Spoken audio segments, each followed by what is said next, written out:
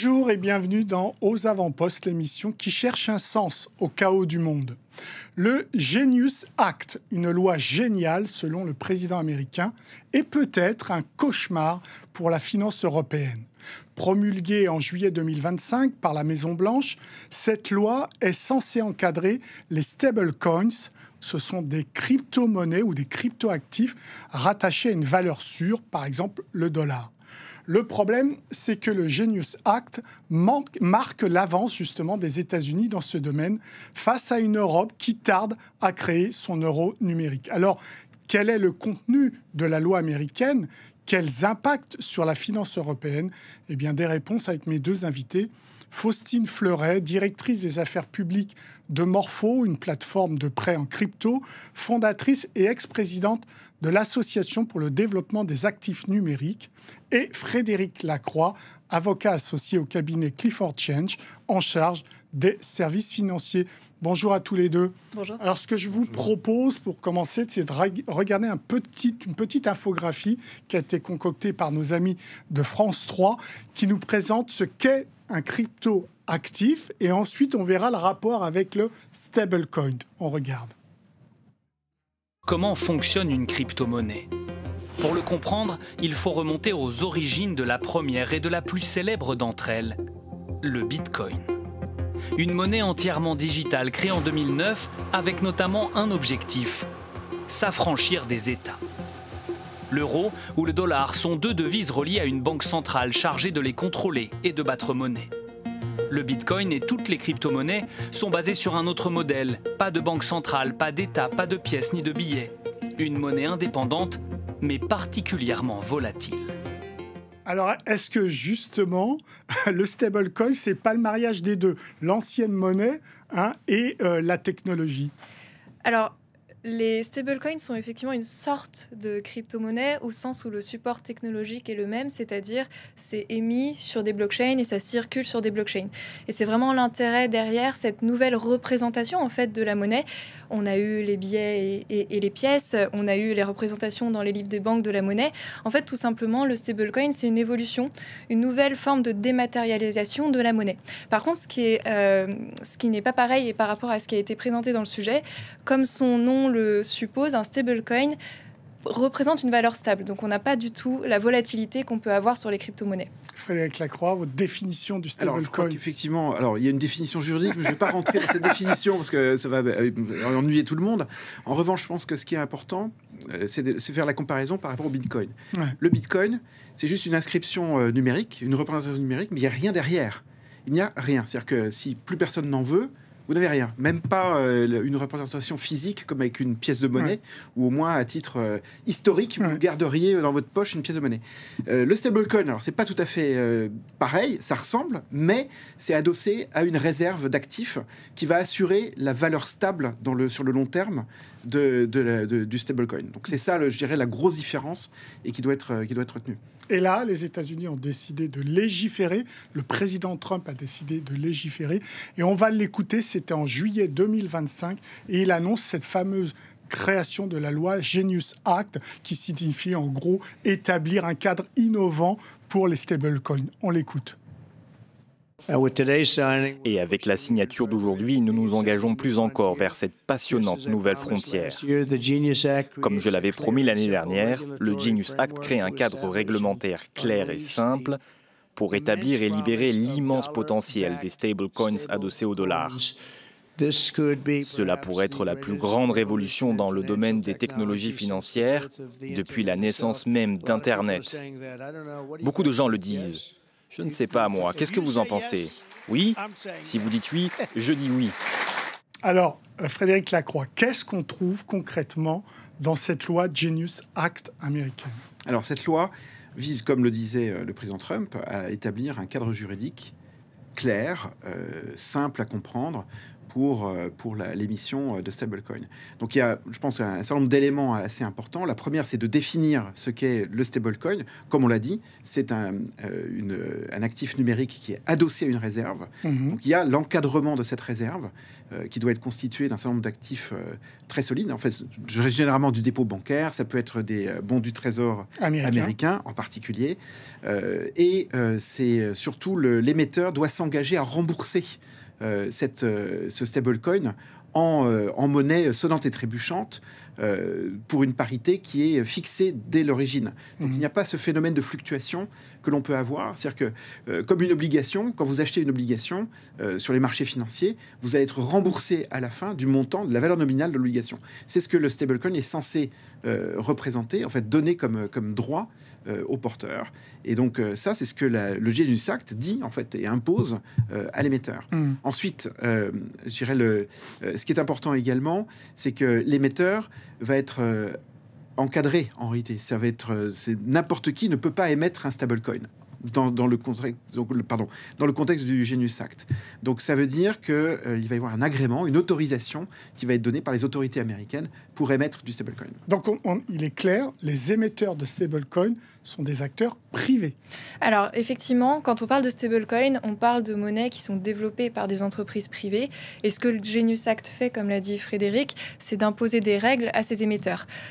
Aujourd'hui, un émetteur de stablecoin aux États-Unis, avec Genius Act, ça peut être un établissement bancaire et financier classique, mais aussi de façon plus importante, ce qui s'appelle une non-banque, c'est-à-dire un nouvel acteur. Ça, c'est très important parce que ça marque une première différence avec le cadre que l'on a mis en place au niveau européen. Classiques. Alors, c'est possible, et on ne ferme pas du tout la voie à ce monde traditionnel qui peut se saisir de ces nouvelles opportunités. Pas les États. Attention, je pense qu'effectivement, comme le dit Faustine, ce qui est très important, c'est que on doit faire une claire distinction entre la monnaie numérique de banque centrale, donc qui est émise en fait par un État ou une banque centrale affiliée à l'État en réalité, donc une autorité officielle.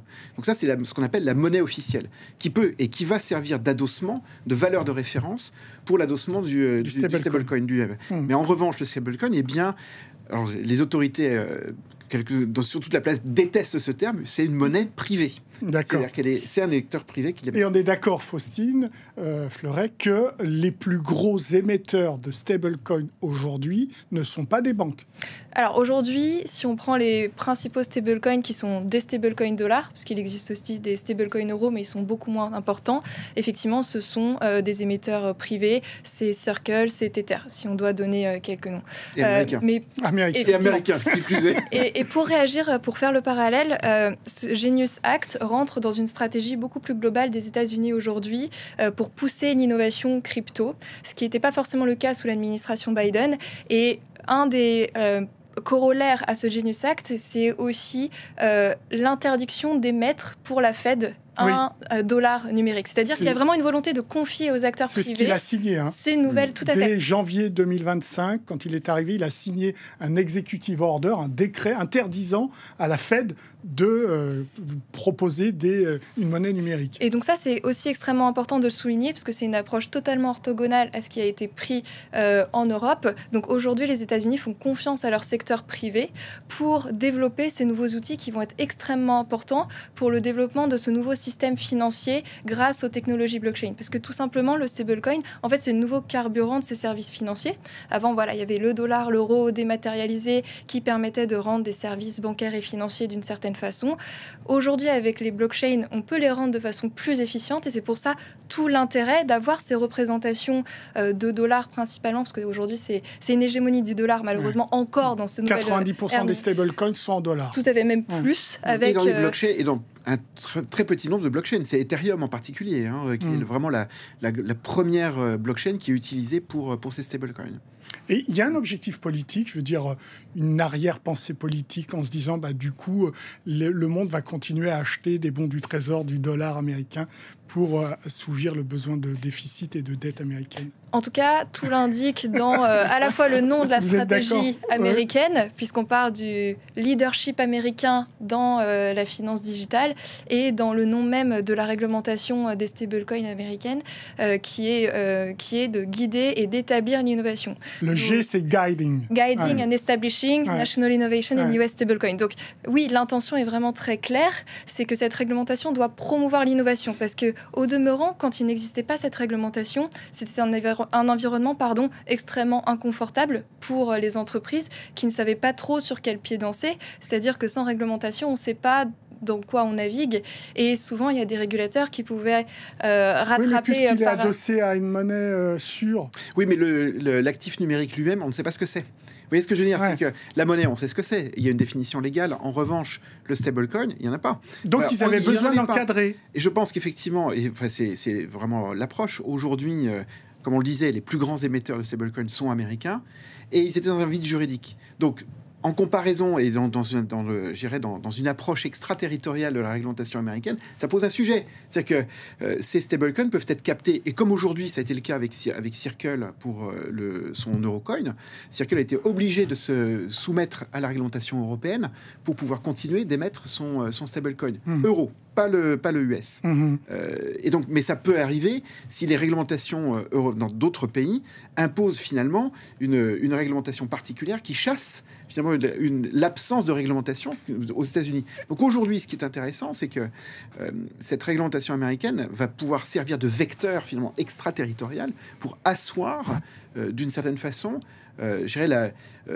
l'hégémonie américaine en matière... Et siphonner les monnaies des autres. Et même renforcer, parce qu'en fait, l'hégémonie du dollar, elle existait même avant l'établissement de Genius Act. Donc, en fait, c'est même la consacrer et la placer dans un cadre sûr, et donc renforcer cette utilisation aujourd'hui des stablecoins dollars, parce qu'aujourd'hui, les États-Unis peuvent se vanter d'avoir un cadre qui est protecteur, qui permet la lutte contre la criminalité financière. Donc, là où l'adoption pouvait peut-être être freinée à certains endroits, et c'était l'avantage de l'Europe jusqu'à il y a peu, parce que ce cadre réglementaire existait en Europe, mais il n'existait pas aux États-Unis.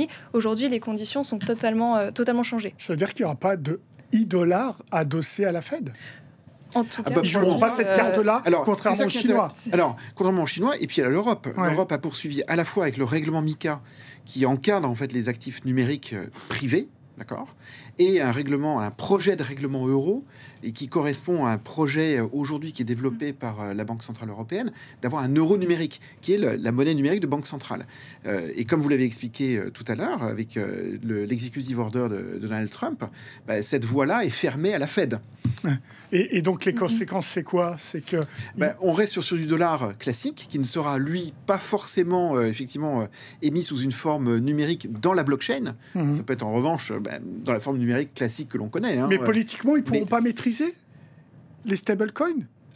Politiquement, en fait, ce qui se passe, c'est que justement, c'est ça qui est intéressant, c'est que c'est le département du Trésor américain qui contrôle l'émission de stablecoin en réalité aux États-Unis. Donc, il y a une maîtrise. En fait, on a une double souveraineté, à la fois la maîtrise du dollar, je dirais, traditionnel par la Banque centrale, et puis ensuite, effectivement, je dirais, toute cette monnaie privée, qu'elle soit d'ailleurs adossée à du dollar ou à d'autres monnaies. Dès lors qu'elles sont commercialisées aux États-Unis, il y a obligation de se soumettre au Genius Act et donc d'être soumis à la supervision des autorités américaines. Je voudrais maintenant qu'on écoute les Européens, et notamment par la voix de Valdis Dombrovskis, qui est le commissaire européen à l'économie, qui intervenait en septembre 2025 pour nous parler, en effet, de la nécessité d'accélérer un peu la numérisation de l'euro. On l'écoute. Passons maintenant à l'euro numérique. Bien que nous ayons constaté des progrès lents mais réguliers au cours des 2 dernières années, il est désormais urgent de parvenir à un accord politique et de régler les questions en suspens. Allez, il est urgent, dit-on, en Europe. Bon, l'Europe a son propre règlement, le règlement MiCA, qui est sur l'ensemble des crypto-actifs. Est-ce que MiCA, ce règlement, est dépassé par Genius Act? Alors, Genius Act, c'est quand même beaucoup inspiré de MiCA. On va trouver beaucoup de similarités.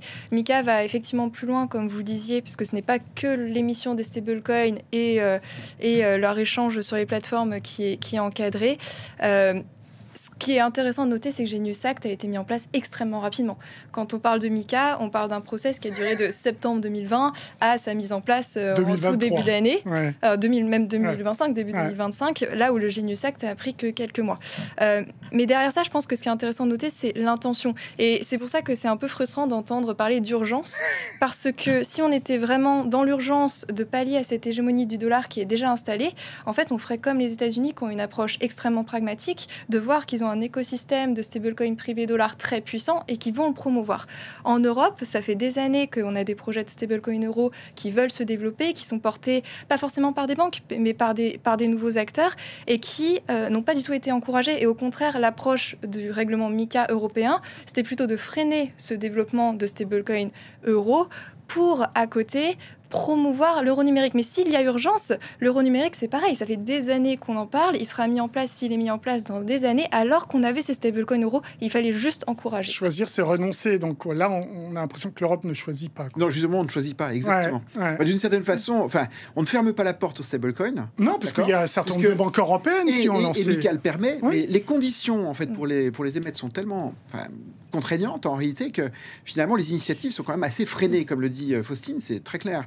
Et ça, pour favoriser, en fait, c'est le en même temps, d'une certaine façon, européen, de dire, et en même temps, on fait notre euro numérique, mais personne n'est d'accord, même au sein de l'Union européenne, pour savoir si on veut développer un euro numérique pour les gens, pour vous et moi. Oui. Donc la monnaie des clients de tout le monde, la monnaie de détail, et la monnaie de gros, c'est la monnaie de gros pour les institutions financières, pour les marchés financiers. On n'est même pas d'accord là-dessus.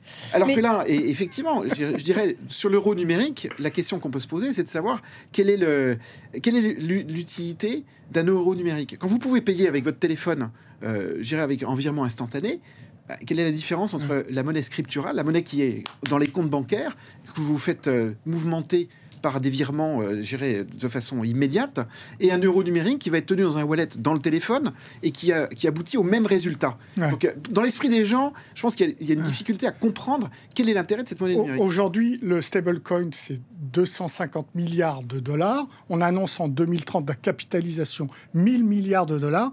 C'est-à-dire que l'Europe va passer à côté de... Ça veut dire que le nouveau système financier qui est en train de se bâtir, grâce à ces nouvelles technologies, les blockchains, les cryptos, va encore être fondé sur le dollar. Et c'est-à-dire que le dollar va rester la monnaie, l'actif de règlement puissant de ce nouveau système financier. C'est ce qu'on est effectivement en train de rater. C'était l'opportunité de reprendre la main. Parce que je ne suis pas tout à fait d'accord avec le fait qu'il y a eu un en même temps. Il y a vraiment eu l'intention de ne pas promouvoir les stablecoins. Parce que si l'Europe avait un temps soit peu regardé qui était moteur pour développer des stablecoins euros, il se serait bien rendu compte de l'état du marché, à savoir plutôt des jeunes acteurs, pas forcément les acteurs traditionnels, banque, finance qu'on connaît, mais au contraire des nouveaux entrants qui avaient compris l'importance d'avoir des stablecoins euros et qui voulaient les déplacer. Sauf que MiCA, comme l'a dit Frédéric, c'est des règles, c'est des exigences qui sont extrêmement lourdes, et c'est d'ailleurs la première des exigences, c'est d'être un établissement de crédit ou d'être un établissement de monnaie électronique. Donc c'était fermer la porte à tous ces nouveaux acteurs, alors même qu'on n'avait aucune velléité franchement annoncée, même si depuis ça a un peu changé, que des banques émettent des stablecoins. Donc je pense que l'euro numérique a toujours été l'objet de long terme. Je pense que ce qui est intéressant de ce que dit Faustine, c'est qu'on voit bien évidemment la dichotomie qu'il y a avec les États-Unis, où les États-Unis permettent à des non-banques finalement d'émettre du stablecoin. Alors qu'en Europe, le MiCA prévoit deux types de stablecoins. Il y a les stablecoins vraiment adossés à une monnaie officielle. Ceux-là, ce sont des jetons de monnaie électronique, au sens technique du terme, et ils ne peuvent être émis que par les établissements de crédit ou des établissements de monnaie électronique, c'est-à-dire la version à peine allégée d'un établissement de crédit. D'accord. Voilà, c'est ça la différence essentielle. Les autres stablecoins qui sont les jetons adossés à des actifs de référence, ceux-là ne reposent pas nécessairement sur une monnaie officielle. Ça peut être sur un panier d'actifs ou d'autres actifs qui peuvent être eux-mêmes virtuels. Donc on est sur une notion de stablecoin qui est beaucoup plus large qu'aux États-Unis. Celle-ci, alors ça, les non-banques peuvent les émettre, mais Ils ne peuvent pas s'adosser, ça ne peut pas être un stablecoin dollar, stablecoin euro. Dernière question-réponse rapide, Faustine Fleuret. Est-ce que depuis le lancement de Genius Act, l'Europe a répondu, a réagi ou pas? Alors, les principales réactions portent à accélérer encore plus le développement de l'euro numérique de la BCE. Donc, clairement, c'est pas pour être très optimiste sur la suite. D'accord. Merci. C'est l'heure de notre rubrique Dans le radar. Un livre, une étude, une enquête qui nous a interpellés cette semaine. Aujourd'hui, un livre, celui de Nicolas Moinet, professeur des universités à Poitiers. Il réédite L'école des nouveaux espions, publié chez Valeurs Ajoutées Éditions. Bonjour Nicolas Moinet. Bonjour Ali. Bonjour. Alors ça, ce livre, il date de 2018. Pourquoi vous avez choisi de le rééditer aujourd'hui dans le contexte international ? D'abord parce qu'il était épuisé, évidemment, mais on aurait pu s'arrêter là. Mais finalement, c'était l'idée d'une deuxième dose de vaccin, d'un rappel, parce que ce qui se cache derrière ce livre, c'est une mutation, une véritable révolution culturelle en France sur le renseignement, à travers notamment l'intelligence économique, mais pas que. Et une mutation culturelle, ça prend du temps. Il faut au moins une génération, si ce n'est pas plus, et donc il était nécessaire de continuer à témoigner, à œuvrer à mon niveau pour que se poursuive cette mutation culturelle. Alors, ce livre, c'est vos 30 années d'expérience, ces 30 dernières années dans l'intelligence économique, donc la recherche du renseignement économique en source ouverte essentiellement. Est-ce que ce dossier a avancé en France ou plus globalement en Europe? Est-ce qu'on prend vraiment en considération aujourd'hui l'intelligence économique? Alors, vous savez, la France et l'Europe, c'est un peu les montagnes russes. Donc, ça monte, ça descend. Des fois, ça descend un peu plus bas que c'est monté, d'ailleurs. Et donc, oui, il y a eu des avancées. Il y a eu des avancées. Et puis, comme toujours, les gens partent. Les personnalités, quand elles ne sont plus là, font que les systèmes, en fait, périclitent. Et donc, il y a beaucoup de choses qui sont faites, notamment une production de professionnels très importants, plusieurs dizaines de milliers en France, mais on monte toujours finalement d'un état-major, si vous voulez, dans la guerre économique et d'une pérennisation des systèmes. Donc il faut en permanence remettre l'ouvrage sur le métier. Voilà, et c'est pour ça que ce livre espère apporter sa pierre à l'édifice, parce que rien n'est jamais acquis. Nicolas Moinet, vous avez été à l'origine de la révélation d'une affaire qui a été célèbre, c'est l'affaire J'aime Plus, la tentative américaine de récupérer la fameuse technologie sur les cartes à puces. Quand vous voyez qu'aujourd'hui, l'un des principaux chantiers, des champs de bataille de la guerre économique, c'est sur les puces électroniques, qu'est-ce que vous vous dites? Est-ce que là encore, on a loupé un train, on a perdu quelque chose? Oui, donc effectivement, J'aime Plus, en deux mots d'abord, c'était la captation par les États-Unis, notamment par un fonds d'investissement et une structure très liée à la CIA, du champion mondial de la carte à puce, qui était français, parce que c'est une invention française. Ça a été un moment important et ça a beaucoup joué, notamment dans le rapport Carayon et ensuite tout le dispositif qui a été mis en place. Et en fait, on voit aujourd'hui, c'est toujours la même chose, c'est-à-dire que le semi-conducteur, c'est l'or noir du XXIe siècle. Les Américains ne s'y sont pas trompés. En 2022, le principal ouvrage aux États-Unis, celui qui avait eu tous les prix des affaires, c'était Cheap War, guerre des semi-conducteurs. Ça veut dire ce que ça veut dire. Et en fait, on se retrouve face toujours à ce problème culturel qui est qu'on confond la protection et la sécurité. La protection, c'est défensif, c'est réactif. On va empêcher ou limiter l'investissement étranger. Mais la sécurité, c'est beaucoup plus ça, c'est beaucoup plus proactif. Et là, on a un problème, notamment un problème financier, c'est-à-dire que les entreprises se créent, pour certaines en Europe, c'est ailleurs, et puis les Américains les rachètent, ou d'autres pays, parce qu'ils ont les moyens financiers de les racheter.